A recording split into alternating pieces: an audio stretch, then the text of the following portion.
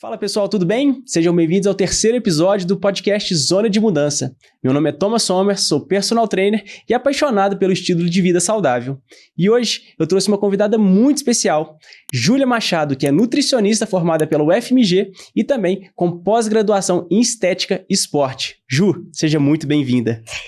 Gente, é um prazer estar aqui com o Thomas, que é meu treinador também. A gente sempre troca ideias sobre a nossa área em comum e vai ser um prazer trazer isso aqui para vocês também hoje. Muito obrigado.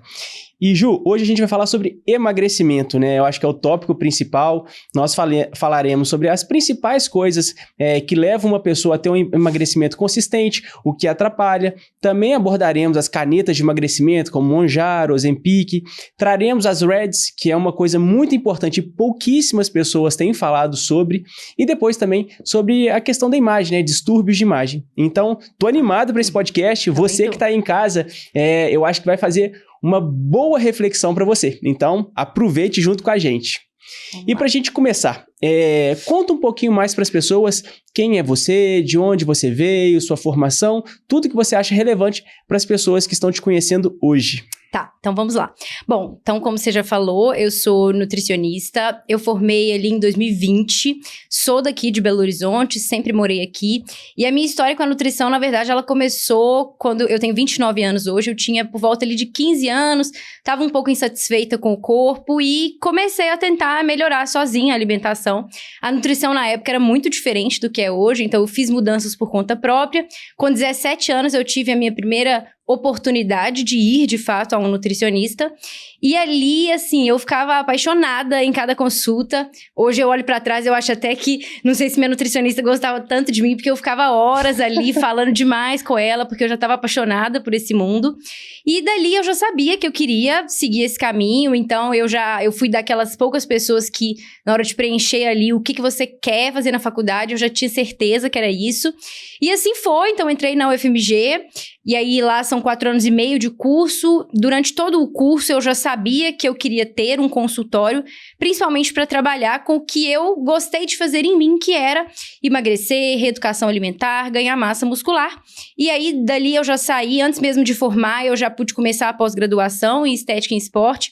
E eu brinco que nessa época era mato ainda, nutrição, né? Então nós estamos falando de 10 anos atrás, quando eu comecei, já tenho 5 de formado.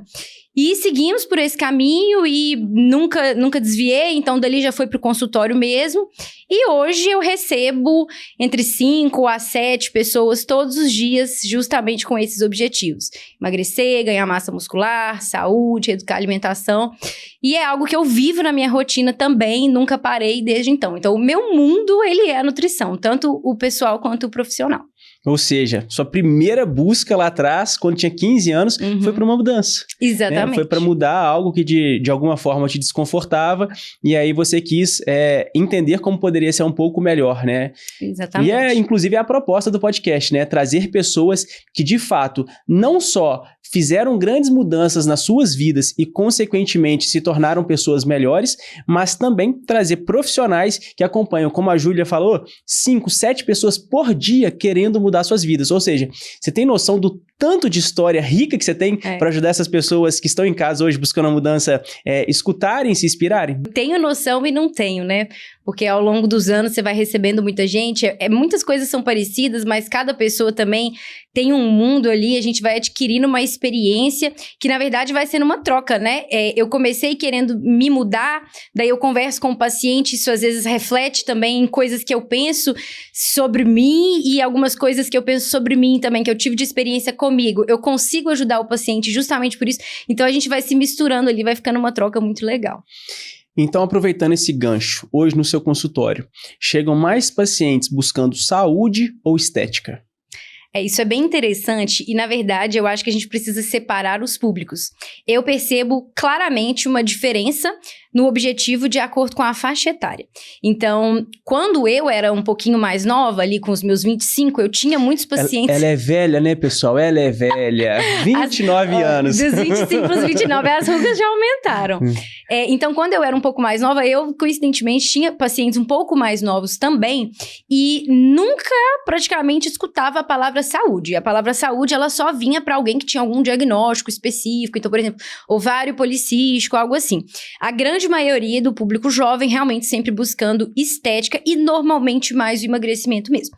Mas com o passar do tempo, fui recebendo pacientes mais velhas. Então, as mães das minhas pacientes, né, os familiares ali mais velhos começaram a vir. E aí eu percebo que o público de 40 a mais já tem realmente uma preocupação maior com a saúde. Eu posso quase que dizer que a estética, ela sempre tá ali. É extremamente raro, eu acho que eu conto no dedo das mãos alguém que não tinha um interesse mínimo em estética. Mas para as pessoas mais velhas, a estética acaba sendo um pouco secundário. Para os mais jovens, é a estética mesmo, porque as questões de saúde ainda não começaram a aparecer.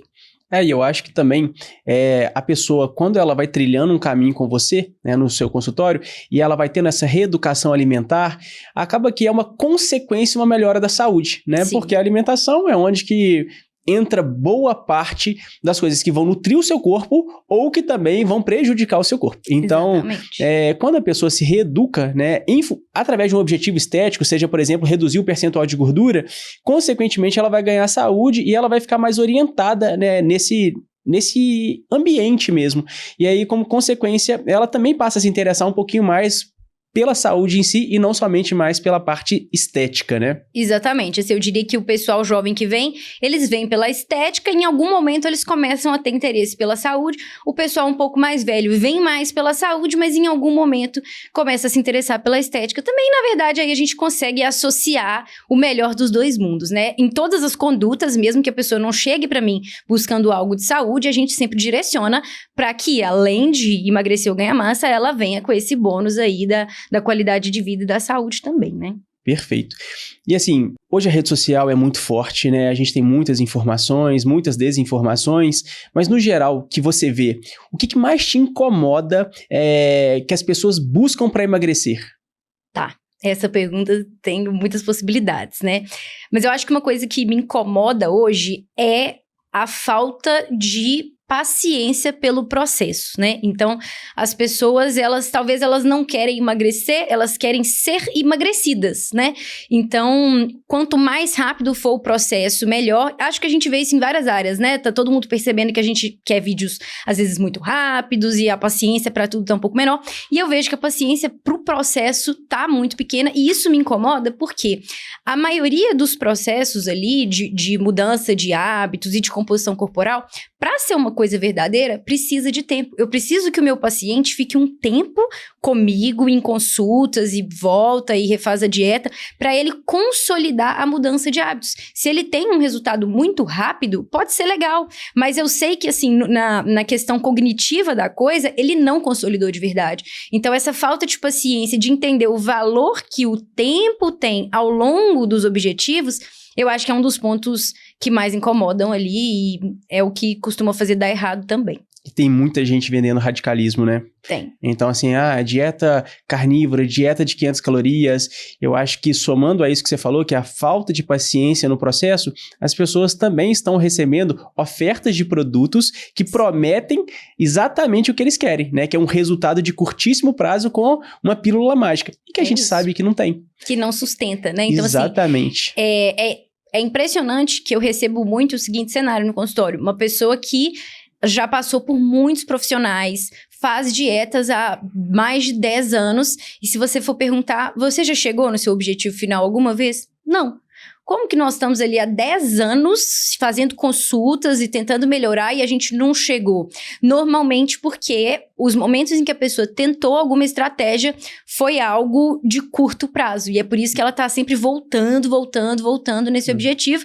E da forma como as coisas estão sendo colocadas hoje, né? A gente é bombardeado pela essa questão da pressa. Fica cada vez mais difícil eu chegar para o meu paciente e falar, olha, fulano, eu entendo que você quer emagrecer 10 quilos em 2 meses, mas eu preciso contar com a sua sua paciência de que, na verdade, você não vai perder nesse tempo. Você vai perder, e você vai perder pra sempre. Mas eu preciso da sua paciência até lá. Porque enquanto eu tô falando isso pra ele tá recebendo um monte de informações de outras coisas supostamente milagrosas que poderiam levar ele a esse resultado final mais rápido. Mas ele não pensa lá na frente. Depois, como é que eu vou sustentar isso? Não vou. E aí é por isso que ele fica repetidamente indo de profissional em profissional. Então vamos aproveitar esse tema e já vamos entrar um pouco mais profundo. Por que tem tanta gente que então consegue emagrecer e depois volta tudo? Fica num eterno efeito sanfona. E a gente pode aprofundar mesmo agora para as pessoas entenderem o que leva a isso, né? Você abordou que tem um aspecto mental, então acho que vai ser bem interessante para eles entenderem. Tá. Primeiro, assim, a gente tem que pensar quem que é esse indivíduo, né? Então, se a gente tá falando de uma pessoa que desde a infância ela tá lidando com sobrepeso, de fato vai ser muito mais difícil para ela manter este resultado e ela tem muito mais chances de cair num efeito sanfona. Eu acho que falta um pouco das pessoas irem na raiz da coisa, ou seja, será que tem uma questão comportamental ali? Como é que é a minha relação com a comida? A maioria das pessoas tem uma relação, quando estão no consultório, disfuncional com a comida, ou seja, tem aquele hábito de exagerar na quantidade. Então, quando ela está fazendo uma dieta, ela poda todos esses hábitos. Mas no primeiro momento em que ela sai dessa constância na dieta, ela volta com todos aqueles hábitos ruins de novo. Então, eu brinco lá no consultório que existe a caixinha do nunca mais. Tem alguns hábitos que precisam entrar nessa caixinha do nunca mais. E quando o paciente vem desse histórico de efeito sanfona, eu sei que é porque vários hábitos da caixinha do nunca mais, na verdade, não estão nessa caixinha, estão sendo buscados. Então, tem essa questão comportamental. Aí tem a questão do sobrepeso na infância, porque vai existir uma memória metabólica mesmo desse tecido de gordura que realmente vai fazer com que esse paciente tenha muito mais facilidade em engordar novamente, então ele tem que estar sempre vigilante. Mas não é fácil estar vigilante, né? Porque nós temos N coisas aí na nossa rotina que nos tira desse eixo. Então, eu viajei, um feriado, ou tô numa fase difícil, né? Tô numa fase de mais ansiedade. Então, se você perde um pouco dessa vigilância, por uma questão metabólica, rapidamente você volta ali. E vem também isso que a gente acabou de falar, de dietas e estratégias insustentáveis. Ou seja, muitas vezes, a gente vê isso muito hoje, né? A pessoa perde 10 quilos. Vamos supor que você perdeu 10 quilos num curto prazo. Se você perdeu 10 quilos num curto prazo, vamos dizer em 2 meses, você provavelmente perdeu uma grande parte disso em massa magra. Então, vamos supor que você perdeu desses 10, 5 em massa magra e 5 em massa gorda. Quando, por esses motivos, por exemplo, que eu falei, você reganhar este peso, você, infelizmente, não vai reganhar nessa proporção. Você não vai pegar de volta os seus 5 de massa magra e os 5 de gordura. Você vai provavelmente pegar tudo de gordura, ou grande parte. E isso piora mais ainda o seu metabolismo. Então, na sua próxima tentativa, vai ser tudo mais difícil. Você vai ter que ficar mais vigilante. As suas questões comportamentais já pioraram. E aí, ainda que você se esforce, vai ser um pouco mais complicado, você tem mais risco de voltar de novo para aquele peso, e aí é mais uma tentativa e fica nesse vai e volta. Então, acho que para a gente sair desse cenário, né, vem a paciência com o processo, os hábitos da caixinha do nunca mais, tem que manter uma certa vigilância, tem que ir por estratégias sustentáveis e algo que nem todo mundo sabe, mas tá ali no meu dia a dia do consultório, é realmente a necessidade de associar isso a um acompanhamento psicológico, dependendo de qual que é o cenário que a gente tá vivendo. Então, é muito complexo, é muito multifatorial o motivo do efeito sanfona. A gente tem essas questões metabólicas, a gente tem as questões comportamentais, a gente tem muitas questões.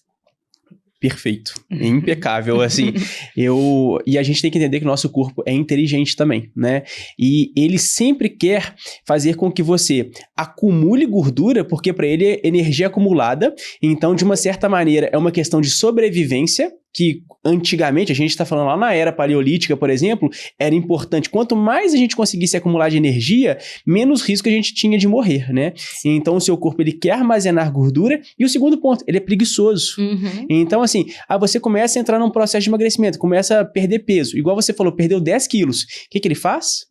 Ele começa a diminuir o seu metabolismo, ele faz com que você se movimente menos ao longo do dia, ele faz com que você fique cada vez mais parado, e aí o seu gasto energético diário é reduzido, e isso no longo prazo pode inclusive gerar um padrão no seu corpo, no qual quando você volta a se alimentar com maior caloria, ele ainda continua preguiçoso. Sim. E aí o que acontece? Você está ingerindo mais caloria, consumindo menos, e aí você ganha peso. E como você falou, a maior parte desse peso ganho é de gordura. Exatamente. E aproveitando, né, que você falou, quando você volta a ganhar o peso, o que acontece? Se a pessoa não fez um treinamento de musculação, por exemplo, para pelo menos manter a massa magra, grande parte dela é perdida. E a massa magra é onde tem estocado várias coisas importantes, como por exemplo as mitocôndrias, né? Que depois, se ela tiver em novo processo, deveriam estar trabalhando para oxidar essa gordura e jogar na corrente sanguínea.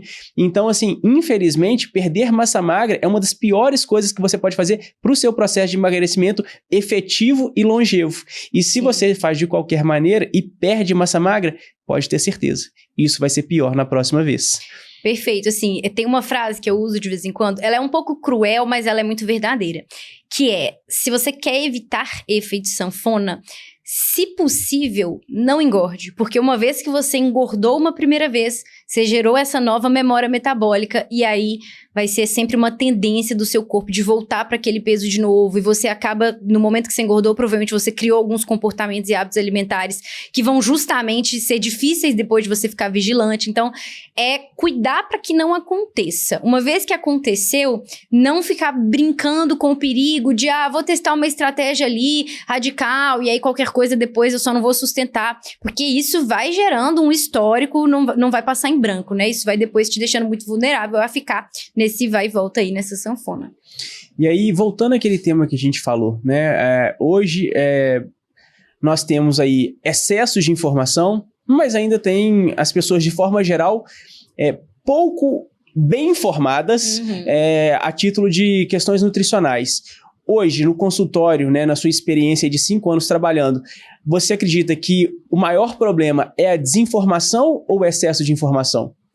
Essa é uma pergunta até difícil de responder, mas eu arrisco dizer que o maior problema é o excesso de informações, porque as pessoas, elas não estão sabendo, e de certa forma elas não têm obrigação de saber também, filtrar, né? Filtrar principalmente quem vai ser a fonte dessas informações. Então, acontece muito de eu gastar grande parte do nosso tempo de consulta tentando explicar para a pessoa por que aquilo que ela viu, né, num Reels ou alguma coisa assim, não é verdade.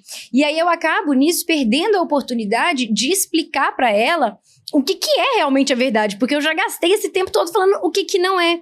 Só que muitas vezes ela escutou essa de informação que por alguém, por algum motivo, ela acredita que seja uma pessoa confiável e é muito difícil fazer esse trabalho de convencer de que, na verdade, ela foi enganada, né? Aquela informação não é verídica. Então, o excesso de informação, ele deixa o paciente, às vezes, na defensiva para receber a informação que eu gostaria de passar para ele e que é, na verdade, o que vai ajudá-lo. Até porque, a maioria das vezes, ele chega com algo que é uma ideia milagrosa, uma coisa que é boa demais para ser verdade, e eu acabo tendo que falar para ele que, na verdade, não é bem assim, né? E ele não gostaria de receber esse balde de água fria, porque a ideia que ele trouxe pra mim inicialmente, ela é maravilhosa, ela vai gerar um emagrecimento rápido, vai ser a solução dos problemas.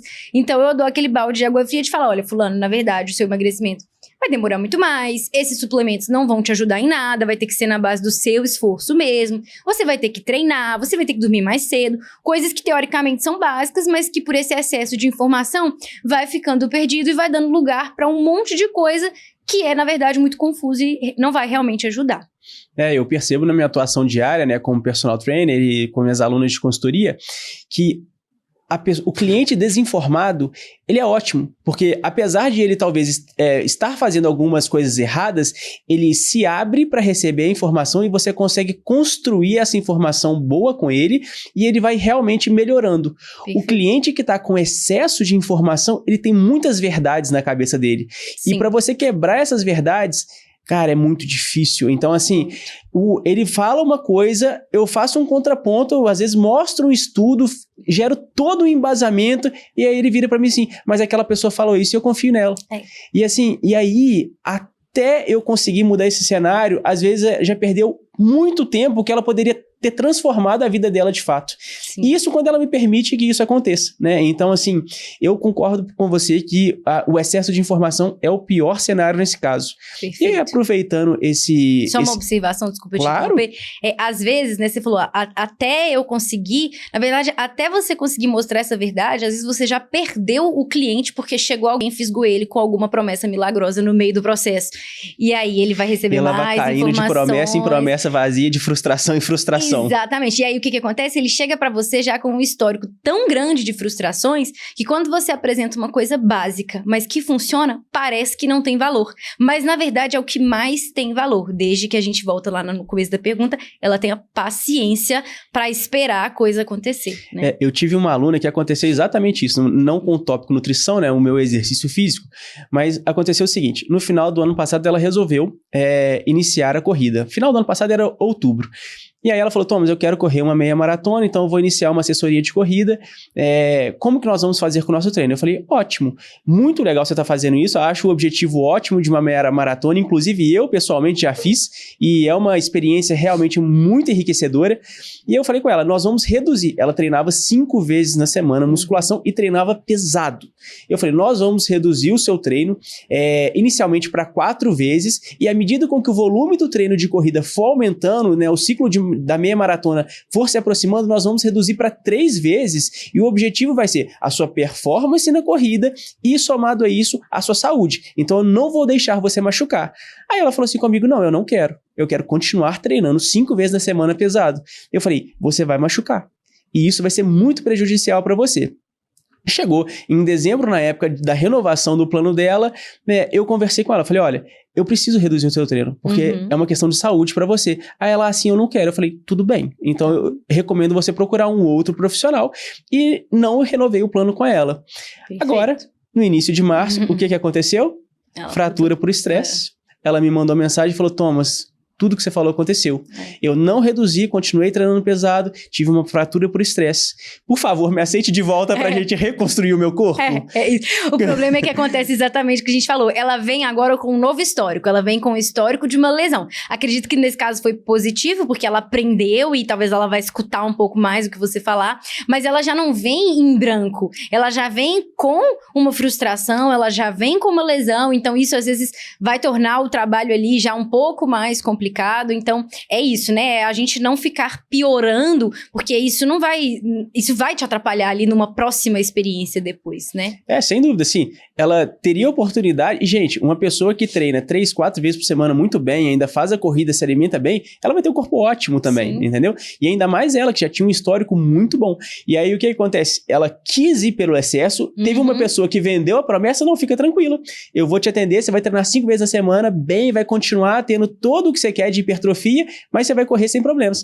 E aí ela caiu no sonho e infelizmente teve que sofrer na pele, né, a frustração, e que no caso dela foi séria, que foi uma fratura por estresse, que é uma lesão chata, pra então entender que realmente as coisas não poderiam ser como ela sonhava e que foi vendido esse sonho pra ela. Pois é. Aí é isso, né? A gente vai competindo ali com 1000 informações, e eu acho que a única maneira de sair disso é você se posicionar e ser muito convicto da sua posição, tá aliado ali com a ciência, porque se o seu cliente, se o seu paciente não acreditar no que você tá trazendo, pelo menos você sabe que você fez a sua parte ali e tá disposto a recebê-lo de volta quando ele perceber que, na verdade, não tem muito outro caminho, que é isso aí mesmo, né? Perfeito. Ju, e agora pra gente fechar essa primeira parte sobre emagrecimento, o que você diria que são os principais pontos para uma pessoa que consegue um emagrecimento efetivo e sustentável no longo prazo? Tá. Eu fico bem confiante quando o paciente chega pra mim, por exemplo, no consultório, falando, eu não quero um emagrecimento rápido. Então, eu acho que a primeira coisa é o que eu vim falando aqui, né, o tempo todo, de ter paciência pelo processo, ou seja, estar disposto a passar por mudanças verdadeiras, e mudanças verdadeiras exigem tempo.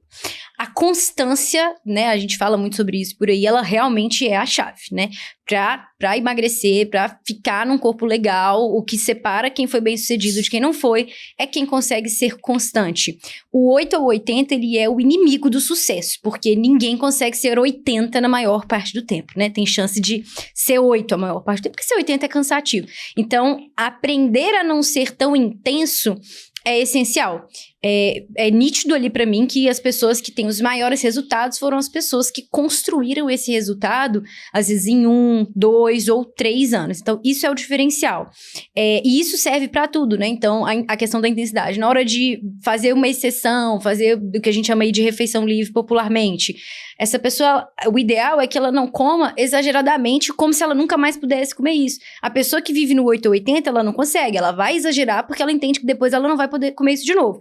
A pessoa que não tá no 8 ou 80, que ela tá mais ali na constância e não tanto na intensidade, ela come e ela não exagera. E isso já vai fazer uma diferença enorme no resultado dela. Da mesma forma, ela é a pessoa também que, se porventura ela não pôde ir treinar, seja porque ela machucou, porque ela tá doente ou o que quer que seja, ela ainda vai manter a base da alimentação, que também é essencial pro resultado. Então, quase que dá pra resumir em não ser 8 ou 80 e definitivamente, assim, estar orientado e fazer o básico, né? O que é o básico? É o básico que todo mundo sabe que funciona, que é comer, principalmente comida de verdade, fazer um exercício físico com uma certa constância, dormir num horário legal também. Assim, não tem muito segredo, mas é fazer isso dia após dia, levantando e caindo, sem desistir naquele primeiro momento que você às vezes não treinou ou acabou exagerando, porque isso vai fazer parte. Então é juntar a constância com a paciência, conter as orientações certinhas ali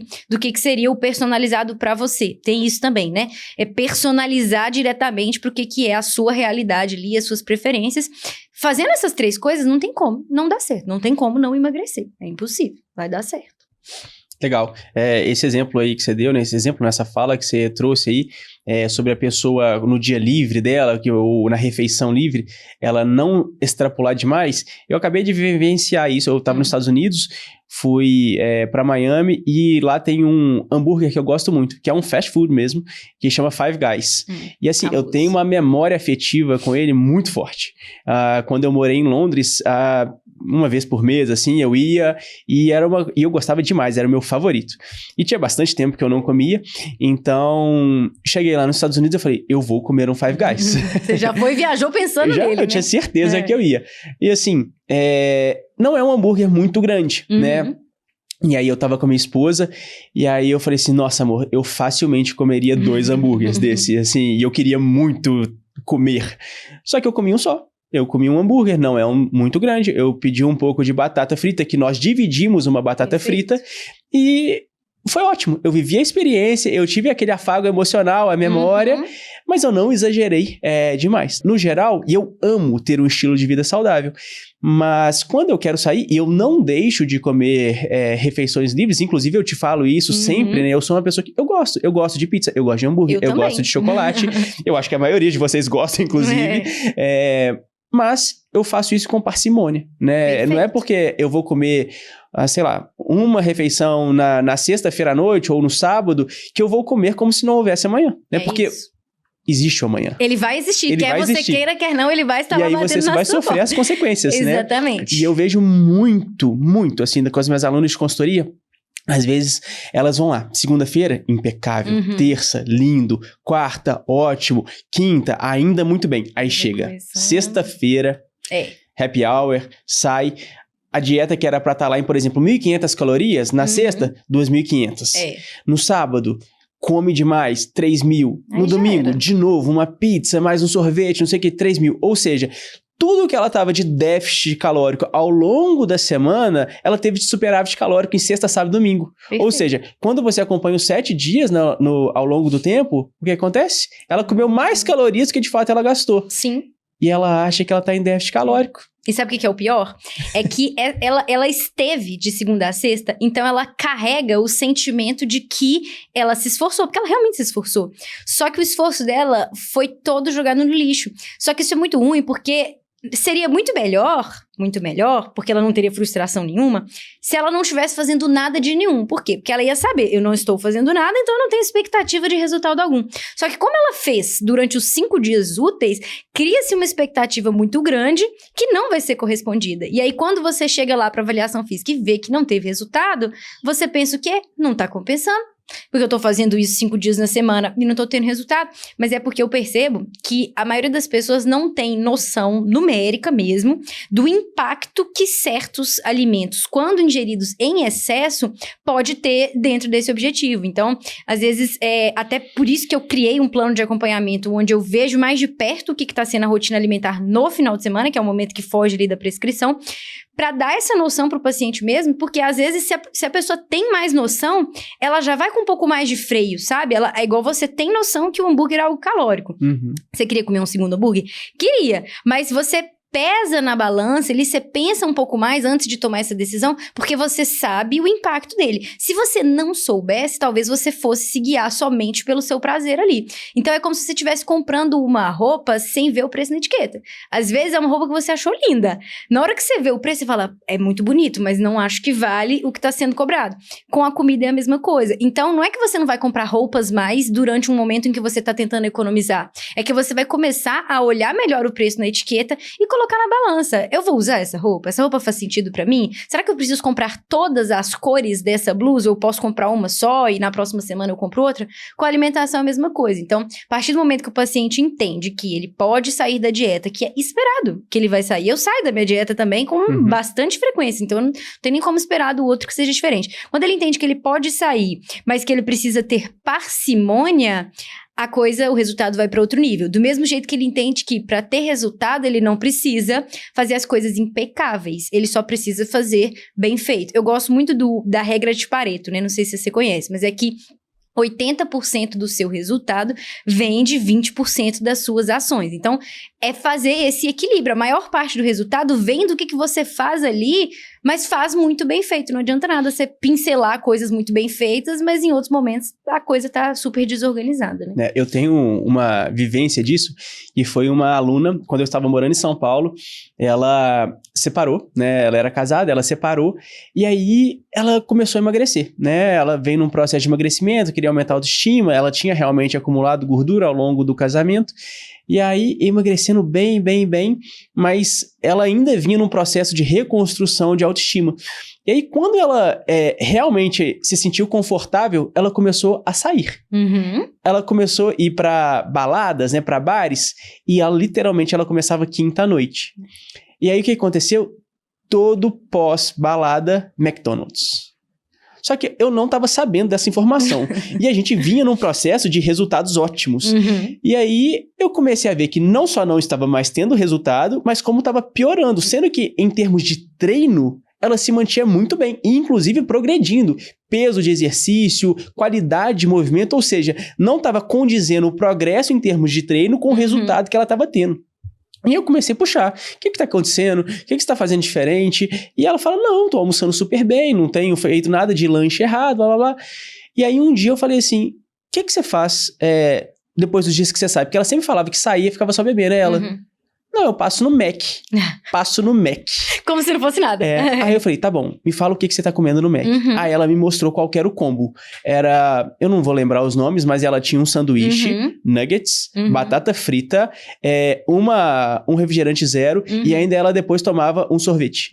Cara, só... Ela provavelmente não sabe o tanto que você calou. Você sabe quanto que era, Ju? Eu calculei. Quanto? Mais de 1.600 calorias. 1.600 calorias numa refeição que ela meio que não lembrava que fazia porque ela tava indo depois de balada. Sim. E teria como minimizar, porque quando a pessoa, ela pelo menos informa que ela tá fazendo isso, a gente consegue dar um conselho. Olha, tem hambúrgueres ali do McDonald's, onde quer que seja, que são um pouco mais tranquilos, ou não pede a batata, essas pequenas modificações que já faria toda a diferença. E aí, o difícil é quando a pessoa, ela não compartilha, às vezes por desconhecimento mesmo, e aí fica os dois ali, um sem ter resultado e o outro sem saber como ajudar. O que tá acontecendo? É isso. Exato. E aí, ela fazia isso de quinta a domingo. Ou seja, era 4 dias de 1.600 calorias. Já era. Então, eram 6.400 calorias, né? 4 vezes 1.600 por semana extra que ela não estava percebendo que ela estava ingerindo.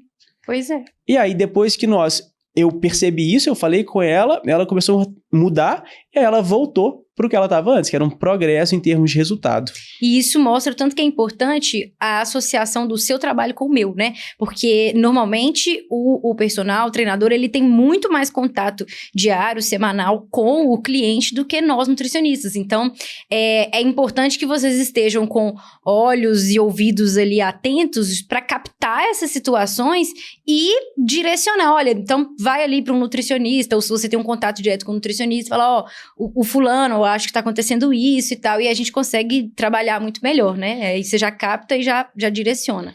É isso.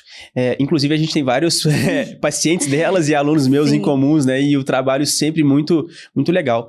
Mas, Ju, agora a gente vai mudar de tema. Vamos falar de canetinhas de emagrecimento, Mounjaro, Ozempic. Primeira pergunta, elas funcionam? Funcionam muito. Concordo 100%. Principalmente o Mounjaro, né, que foi assim, pra mim é uma revolução. Apesar que eu vivi a maior parte aí da profissão sem isso, é muito impressionante. O poder delas é realmente muito impressionante. Hoje a gente consegue ter esses remédios, né, e que eles conseguem realmente tirar uma pessoa de obesidade num prazo que a gente estava falando sempre antes de curto prazo, que não é bom, mas num prazo que antes a pessoa não conseguiria e, principalmente, inibe a pessoa de ter compulsão, porque ela reduz mesmo o quanto que aquela pessoa come ao longo do dia. Então, a pessoa não só emagrece, como ela não fica com vontade de comer, né? Perfeito. Enquanto está fazendo uso. Então, eu concordo que é realmente uma mudança muito significativa que nós estamos vivenciando agora. Nós ainda não sabemos, né, pontuar no longo prazo quais são os efeitos, mas o segundo benefício é que tem poucos efeitos colaterais quando feito o uso em doses corretas, né? Então, assim, antigamente os remédios faziam com que as pessoas ficassem muito mais enjoadas, passassem mal, e o Mounjaro hoje ele não tem esse resultado para a maioria das pessoas. Sim. Então é realmente uma revolução no mercado. E agora, mas qual que é o problema dele? Tá, só completando o que você falou, eu arrisco dizer que algumas pessoas talvez nunca saíssem da obesidade se não fosse essas medicações. Então, realmente, quando é um uso direcionado, é muito legal, é muito bom. E aí, o que seria o risco, né? Foi isso que você perguntou. Quais seriam os problemas Quais seriam dele? os problemas do uso indevido, né? Então, eu vou te falar o que eu tenho visto aqui. Pode nem ser só do uso indevido, tá? Pode ser no geral. Do uso, né? O que pode acontecer. Eu acho que tem uma diferença muito grande em relação à época que a gente só tinha o Ozempic para a época do Mounjaro, justamente porque do Mounjaro para o Ozempic, os efeitos colaterais reduziram drasticamente. E aí, eu não sei se isso é bom ou se isso é ruim, né? Porque é muito bom para quem precisa utilizar a medicação e não vai precisar ficar passando por isso. Mas eu percebo que o fato de não ter todos esses colaterais fez com que as pessoas estivessem perdendo a mão mesmo, né? E eu acho que o nível de problemas que podem acontecer, na verdade, são questões muito além da questão da nutrição, inclusive. Eu vou dar um exemplo aqui. Eu estava conversando com um paciente, se eu não me engano, ele é representante farmacêutico, algo do tipo. E aí, ele pontuou que lá na empresa dele, as pessoas podem comprar todo tipo de medicação com um desconto muito significativo. E começou a virar um problema, porque o Mounjaro, que é uma medicação que tem um custo mais elevado, começou a se tornar muito acessível para esse público financeiramente. E aí as pessoas estavam assim, por que eu não vou comprar se eu vou pagar 20% do valor da medicação? Então, é um nível ali de problema que eu acho que a gente não tem nem noção ainda do que pode vir a acontecer, né? E o que eu mais vejo na prática hoje é que, não sei nem dizer como que isso começou, mas a distorção de imagem tem ficado muito mais grave por conta da medicação, né? Porque acho que foi perdendo um pouco ali, muito por influência da rede social, quando eu deveria ou não usar, né? Eu tenho ou não tenho recomendação? E aí os próprios profissionais também estão se perdendo um pouco nisso. Às vezes, converso com o paciente e falo, eu acabei de passar no endócrino, eu falei que eu queria emagrecer, e às vezes é coisa de 3 quilos, e eu já saí com uma prescrição de Mounjaro. Então tá ficando muito confuso. Quem que é o paciente que deveria usar? Quem que é o que não deveria usar? E as pessoas já estão um pouco descrentes do processo de emagrecimento sem o uso, sendo que nós passamos a maior parte da vida emagrecendo sem o uso. Aí, às vezes, a pessoa emagreceu, ela já perguntou assim, o que você usou? Você tomou Mounjaro? E, ao mesmo tempo, tem gente que tomou e chegou num resultado muito legal e não fala. Então, o coleguinha ali do lado fala, nossa, que legal essa evolução, por que eu não consigo? E não consegue porque não usou.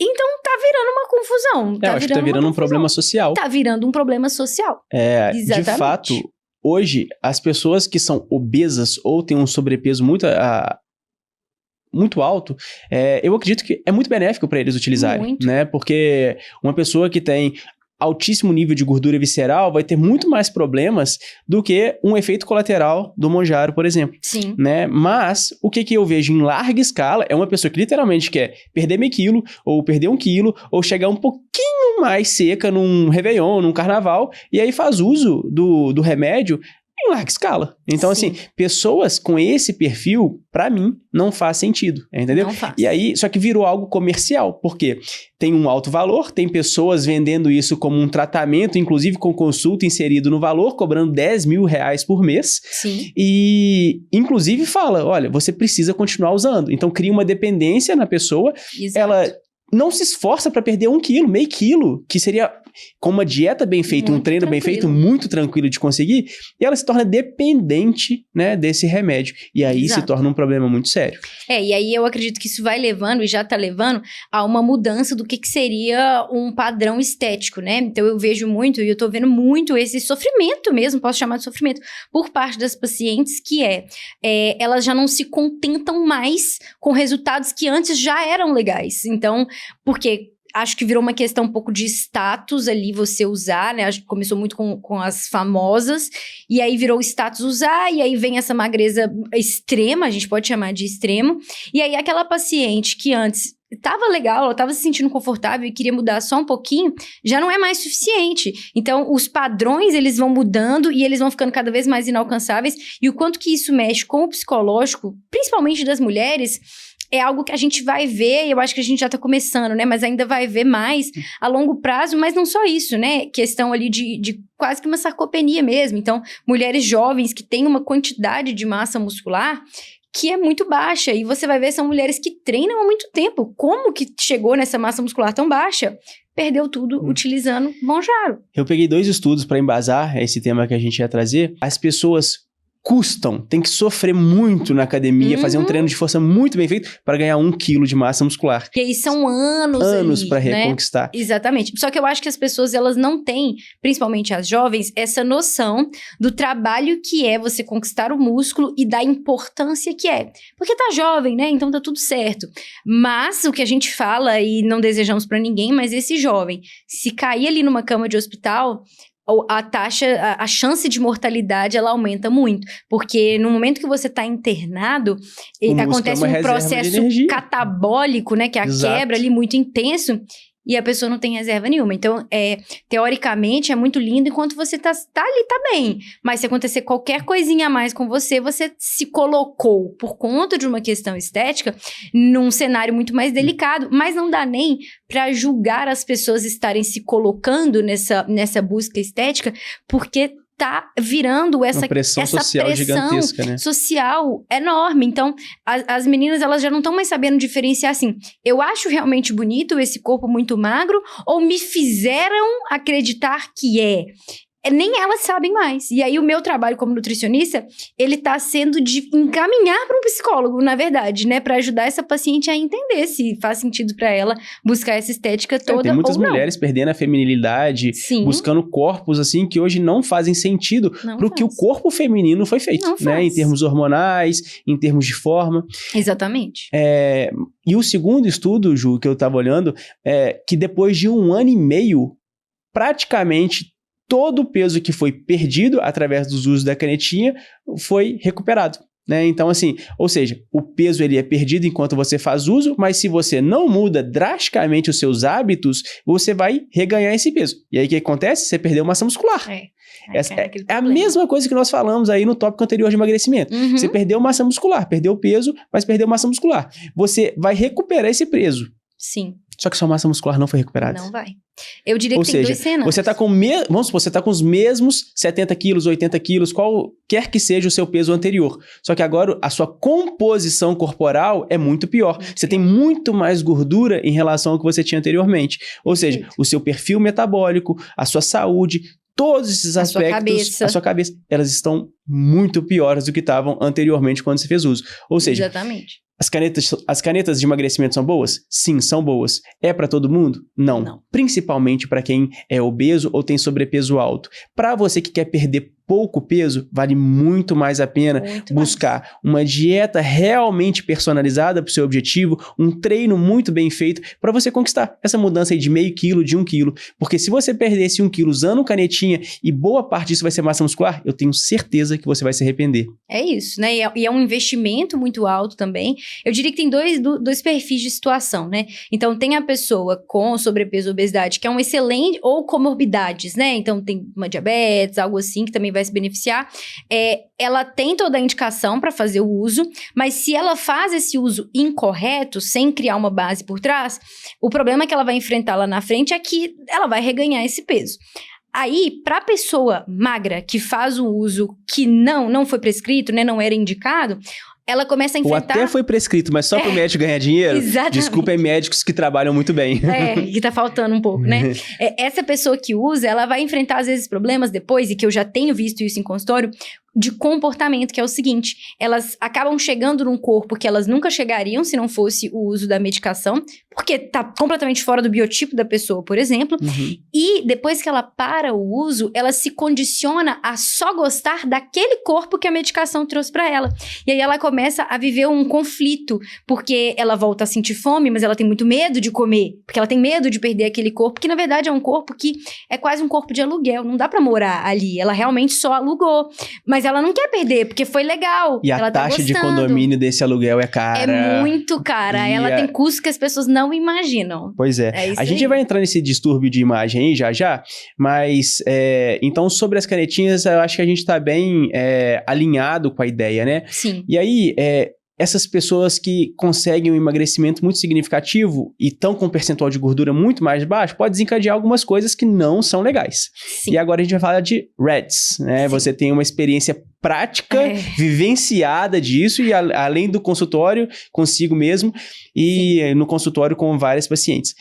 Explica pra gente de forma simples o que seria essa RED-S. Tá, perfeito. Acho muito importante a gente falar disso. E acho importante começar dizendo que eu já tive esse diagnóstico, então eu tenho uma propriedade para falar tanto de prática quanto de teoria, porque depois que eu tive o diagnóstico, eu me aprofundei bastante no tema e aí acabo recebendo muito no consultório também. Então, basicamente, o que é a RED-S, né? É a deficiência relativa de energia, ou seja, é quando você não está entregando para o seu corpo toda a energia que ele precisa para manter todas as funções vitais. E eu acho que um grande problema em relação à RED-S é que eu estudei sobre ela a primeira vez na faculdade, mas sempre para falar de atletas, né? Então, a maioria das pessoas acredita que é só o atleta que tá vulnerável a ter esse problema, porque é uma pessoa que gasta muita energia e talvez não coma tudo que deveria comer, mas tá muito mais perto da gente do que a gente imagina, e foi o que aconteceu comigo, né? Então, eu demorei quase 1 ano pra ter esse diagnóstico da RED-S, porque eu nunca fui uma atleta. Apesar de eu ser fisicamente ativa, eu sou fisicamente ativa assim como a maioria das pessoas que são. Então, não passou pela minha cabeça que o que eu poderia estar vivendo era isso, né? Mas tá muito perto, e com as canetinhas tá cada dia mais perto, porque a canetinha, ela traz justamente esse cenário, onde você come muito menos do que o seu corpo precisa, muitas vezes emagrecendo muito rápido. Absorve menos nutrientes também, né? Absorve menos nutrientes, e o seu corpo feminino, principalmente, acaba desligando algumas funções, como a função reprodutiva, né? Então, é importante dizer que a RED-S, isso é realmente muito importante, ela não vai acontecer só com atletas, ela pode acontecer com qualquer menina que esteja nos seguintes cenários: ou está treinando muito e não está comendo tudo que deveria para essa quantidade de treino. Está com déficit calórico significativo. Está com um déficit calórico significativo. Ou para aquela mulher que está emagrecendo demais num tempo muito curto, está perdendo ali 10%, 5% do peso em 1 mês, por exemplo. O processo de emagrecimento está muito intenso. Ou então para aquela mulher que vive ela não está mais emagrecendo, mas ela está sustentando um percentual de gordura muito baixo há um tempo considerável, às custas de treinar demais. Às vezes ela tá até comendo ali, ok, só que ela treina muito e o percentual de gordura tá muito baixo. Então talvez essa mulher não vá ter a menstruação dela não vai vai cessar completamente de uma vez, mas o ciclo vai ficando irregular. A menstruação vai diminuindo, que é como se o corpo estivesse dizendo, olha, não tô dando conta, não tô dando conta. E uma hora pode desligar de vez. Tem outros sinais, por exemplo, queda de cabelo? Nós temos muitos sinais. Então, nem todo mundo vai ter todos, né? No Sim. meu caso, eu tive... A minha REDS, ela foi um gatilho para outras desordens hormonais aparecerem, que eu já tinha sensibilidade, que foi a alopecia androgenética, que é a calvície feminina. Então, a gente pode ter ali a queda de cabelo, porque o que acontece na REDS? Você tem uma queda do hormônio estrogênio, que é o nosso hormônio feminino principal. E esse estrogênio, ele não tá ali à toa. Ele serve para muita coisa. Ele serve para proteger a sua massa óssea. Então, você pode ter perda óssea. Como é que eu vou saber que eu tive perda óssea? Fraturas. Fraturas, lesões e fraturas recorrentes ali durante o seu treino, mesmo numa mulher jovem. Queda de cabelo, queda de libido, insônia, transtornos de humor, desordens gastrointestinais também. Eu sentia na época um cansaço, assim, impressionante. Dormia, falava se acordei cansada. E parecia que nunca estava suficiente, assim, muito exausta, muito exausta. Algumas mulheres podem ficar com o humor um pouco mais deprimido também.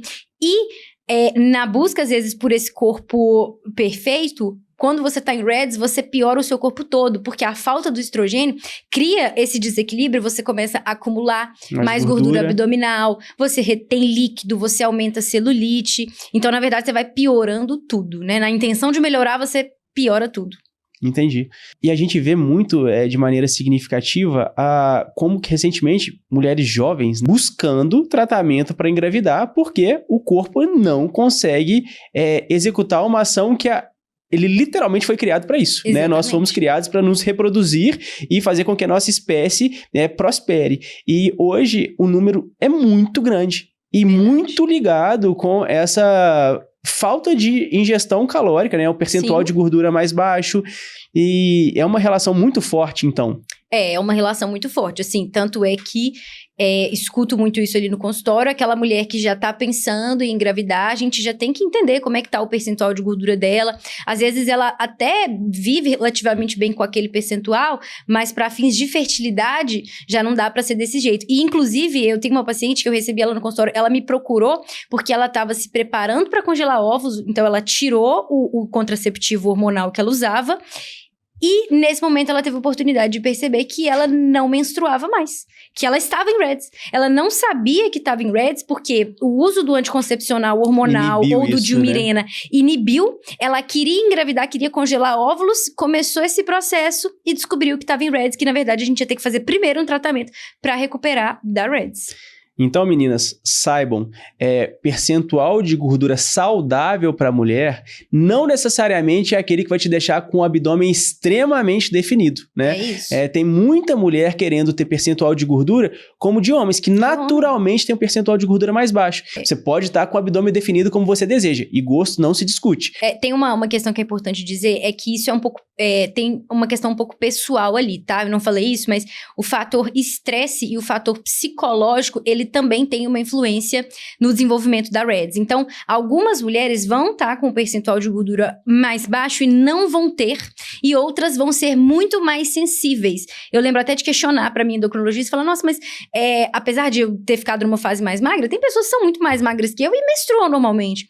E aí eu fui entender isso junto com ela, fui estudar que multifatorial, o componente como você falou, psicológico, ele conta muito. E um ponto muito importante, né? A mulher que tá num percentual de gordura mais baixo, ela precisa acompanhar com o nutricionista para entender se o corpo dela tolera esse percentual, que às vezes vai ser menos que 15, mas talvez tolere.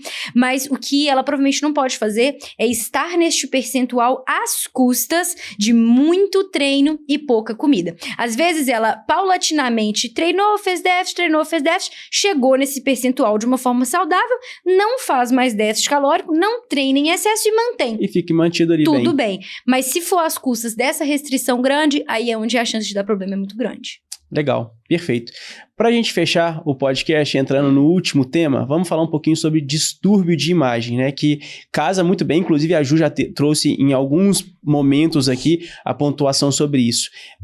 Dentro da sua experiência de 5 anos no consultório, muito ligado ao público feminino, que eu acho que acaba sendo mais afetado pela essa questão de imagem, de autoestima, como que você vê essa questão de distúrbio de imagem ligado ao emagrecimento? E agora mais acentuado, né? Com as canetinhas, com tudo isso que tem acontecido recentemente aí nessa mudança que temos. Perfeito. Tá algo realmente muito forte e a maneira que eu vejo isso no consultório é justamente uma insatisfação eterna, né? E um relato que eu escuto muito é a paciente falar assim, nossa, eu hoje não tô feliz. Aí eu tiro uma foto hoje. Daqui a um mês eu olho essa foto de uma época que eu supostamente não tava feliz e eu falo, nossa, mas eu tava bem. Por que eu achei que eu não tava bem? Agora que eu não tô bem de verdade. Então essa insatisfação eterna, muito moldada pelo que a gente tá vendo na rede social ali fora, onde parece que tá todo mundo no melhor corpo possível. Lindo, rico, feliz. Exatamente. E só a pessoa que não tá. E o padrão que tá à vista hoje, ele é de fato um padrão quase que inalcançável, porque muitas vezes ele tá ali com base em uso de hormônios anabolizantes e inibidores de apetite. Então, Mounjaro com oxandrolona. Jura que não tá. Esse que é o problema. E aí a pessoa que tá usando, na maioria das vezes ela não fala que usa, ela só mostra, exibe aquele corpo que realmente é bonito. Aquela pessoa que não usa, ela olha e fala, eu não tô legal, e eu preciso fazer mais. Só que ela não vai chegar, às vezes, no uso de alguma coisa, então ela nunca vai alcançar esse corpo, e por isso ela vai estar sempre ali, enxugando gelo, correndo atrás do rabo, numa insatisfação eterna, que está realmente adoecendo as mulheres. E aí, quando é assim, eu sempre falo, olha, eu acho que você tem que olhar pra dentro um pouco e entender, por que eu gostaria de ter esse corpo? Eu gostaria mesmo? Ele faz sentido pra mim? Então, né? tô entendendo que você considera que hoje as pessoas estão mais insatisfeitas do que antigamente eram. Elas estão com um corpo melhor em termos de saúde, de composição corporal, mas elas estão cada vez mais insatisfeitas, porque o patamar, né, o objetivo, ele tá subindo. Eu brinco que quando eu comecei essa brincadeira toda lá com 17 anos, eu era a única pessoa que tinha um abdômen trincado. Hoje em dia, talvez meu abdômen nem seja trincado mais, dependendo do que a gente olha ali na internet. Então, os padrões, eles estão cada vez mais exigentes, e aí eu decidi que eu me retirei. Eu falei assim, eu não vou mais correr atrás, eu vou ficar com esse, que é o que eu sempre tive, se o padrão for melhor, se o padrão for pior, eu não quero saber do padrão, e eu recomendo que as meninas olhem pra elas também e entendam qual é o meu limite, e eu não vou me sacrificar e me martirizar daqui pra frente, né? Há um tempo atrás viralizou uma comparação com aquelas paniquetes, que eram aquelas mulheres do Pânico, né? Do programa delas. Pânico. E, gente, na época... Era meu sonho. Era tipo assim, o corpo inalcançável. Eram mulheres com grande coxa, grande glúteo, abdômen sarado, e todo mundo olhava e falava, meu Deus. Hoje, coitada, elas não são nada demais. Hoje você pega foto delas e coloca assim, elas estão quase gordas pro padrão hoje. De tão absurdo que a coisa tá, isso. Né? E aí é por isso que eu gosto de me perguntar assim, olha só, daqui 10 anos vai estar diferente, então não vale a pena a gente tentar chegar nisso, não. Ou seja, você tá me dizendo que o problema não é o corpo, não é o resultado, é a percepção da pessoa sobre isso. É a rede social. É a rede social, não tem jeito. Entendi. E a gente pode afirmar que tem pessoas com ótimos corpos que se enxergam mal. Tem muito. É isso, assim, é porque o ótimo corpo parece que ele já não é mais suficiente. Então, qual que é o fim disso? Eu, sinceramente, não sei aonde que isso vai dar. A gente vai ter que viver pra ver. E de fato, né, Ju, é uma construção ao longo do tempo. Você pensa, antigamente, quando as pessoas não tinham condição financeira, o corpo com sobrepeso era o corpo mais bonito, porque era um sinal que aquela pessoa era rica, Exatamente. Né? Então ela tinha comida em casa, sendo que a maioria das pessoas não tinham o que comer. Exatamente. Depois, isso foi mudando ao longo do tempo. Na época das Victoria's Secrets, por exemplo, era a magreza extrema. Agora tá voltando essa magreza excessiva. Sim. Então, são ciclos, né? São ciclos. Só que o problema é que se você entra nesse ciclo para agradar o que a sociedade tá te mostrando e não de fato o que te faz bem, você corre sérios riscos de ter um efeito colateral muito negativo para sua vida. Sim. Então, assim, é uma coisa muito mesmo, perigosa. Né? E é por isso que você tem que estar acompanhado de um profissional, pessoas como eu, como você, né, essa rede aí de apoio, que vai te colocar ali na realidade e tentar te trazer para essa realidade à medida em que a gente vê que o nosso cliente, o nosso paciente tá se afastando disso, né? Eu acho que faz parte do nosso papel também entender que momento esse paciente ele precisa de uma ajuda psicológica ou que a gente tem que chegar para ele e falar assim, não, você já tá muito bem, além daqui eu não vou te levar porque não vai ser saudável para você. A gente tem que colocar esse limite, né? Concordo 100%. Ju, papo excelente. Adorei. Agora, queria que você deixasse 3 dicas para as pessoas que estão nos assistindo, o que elas podem levar para casa, para aplicar, talvez não tenham condição de ir numa nutricionista hoje, o que elas poderiam melhorar para iniciar essa zona de mudança na vida e serem pessoas melhores, né? Então, dê 3 dicas para a gente, por favor. Isso pensando em algum objetivo estético, emagrecimento, por exemplo? Exato, emagrecimento que é o tema do podcast. Tá, então acho que pensando em emagrecimento, a primeira coisa que se você não vai num profissional, não vai fazer uma dieta, você deveria fazer dê uma olhada no que você está comendo ali no seu dia todo, anota por uns 3 dias o que você está comendo e tente identificar pelo menos 3 pontos ali que você tem condição de melhorar, seja diminuindo na quantidade ou melhorando a qualidade. Aumentar o consumo de proteína também, né? Então veja ali se você está consumindo proteína em pelo menos 4 momentos do seu dia. Proteína a gente está falando de carnes, ovos, queijos, leites, né, desnatado, iogurte desnatado. A proteína vai fazer um papel importante tanto para mim quanto para os resultados com o profissional de educação física ali. Terceira e última dica seria olhar o final de semana e tentar pegar tudo que você come de fast food, coisa assim, e diminuir as porções em pelo menos uns 30%. Provavelmente fazendo isso, você já diminui bastante a ingestão calórica que tende a atrapalhar no emagrecimento, que é essa ingestão excessiva do final de semana. Perfeito, então, anotar o que você está fazendo por 3 dias, aumentar a quantidade de proteína e diminuir a ingestão de fast foods no final de semana. Diminuir porções de tudo que você sabe que é aquele alimento mais calórico. Perfeito. E como é que as pessoas fazem para te acompanhar? Tá. Lá no Instagram, meu perfil é jujumartelo.nutri, principalmente por ali, é onde eu posto a maior parte das dicas. É praticamente a única rede social que eu uso para divulgar meu trabalho mesmo, então pode ser por lá. Beleza, muito obrigado pela sua presença, eu acho que foi extremamente enriquecedora para vocês que acompanharam. De novo, o objetivo aqui é trazer pessoas que possam melhorar a vida de vocês com dicas, conselhos e exemplos, e a Juju com certeza trouxe isso pra gente. E para você que gostou do conteúdo, não deixa de seguir o canal, curta o vídeo, comente, faço questão de acompanhar vocês também aqui. E para me seguir no Instagram, é @ThomasSomers. Te vejo lá. Adorei, foi um prazer. Obrigado.